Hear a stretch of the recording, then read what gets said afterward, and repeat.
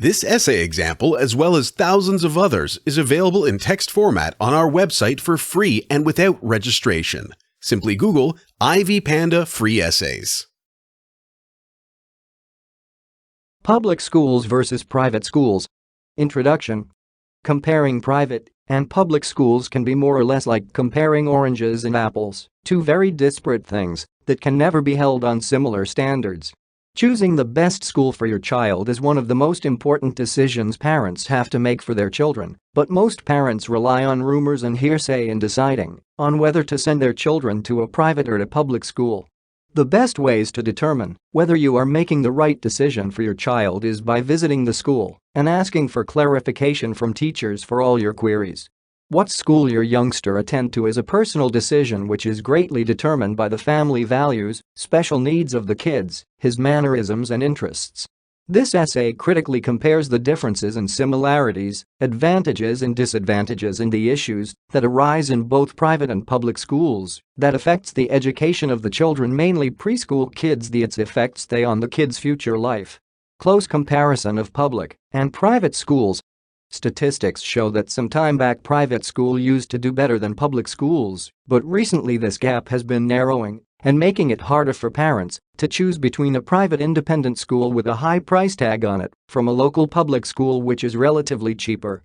According to Maureen, public schools usually have larger class sizes due to the fact that they are required to admit every child who meets the qualifications set by the government. This offers an advantage to the preschool children by improving their communication and socializing skills, since they interact with more children from different races, cultures and social classes. However, large classes are also disadvantageous in that it reduces the ratio of teachers to students, and this tends to limit the teacher's concentration on students, hence limiting the children's performance. The average ratio of teachers to students in public schools is 1 to 17, while in private schools it's 1 to 9. Private schools, on the other hand, are very selective in terms of their admissions.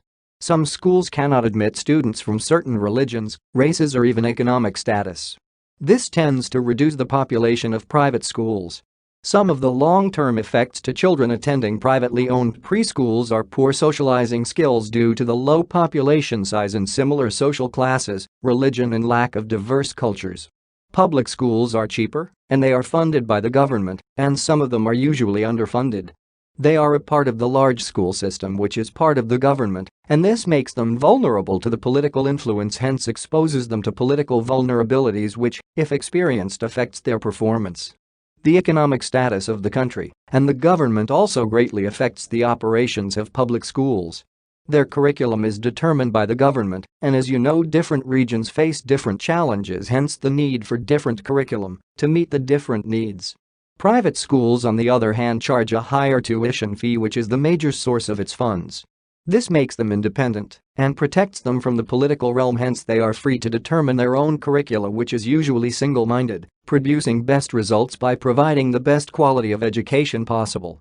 In cases of children with special needs, public schools usually have special programs and specially trained teachers who are well trained to work with such children.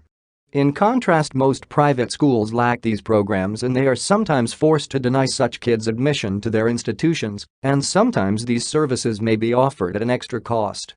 Conclusion.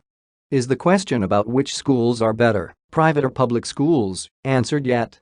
I bet not, since there are no clear conclusions, since they both have advantages and disadvantages as we have seen.